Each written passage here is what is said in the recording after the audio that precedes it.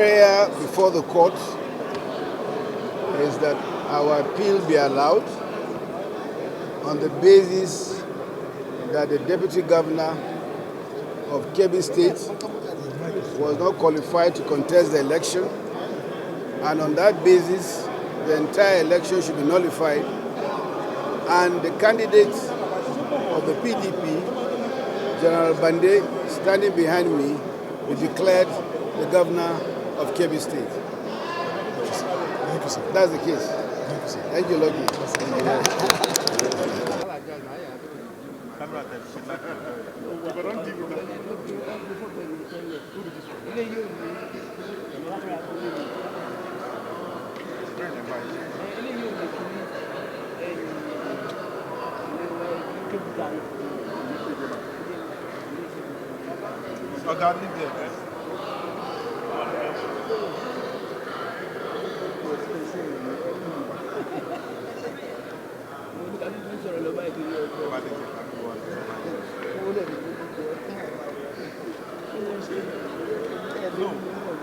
Thanks for checking out SYMFONI on YouTube.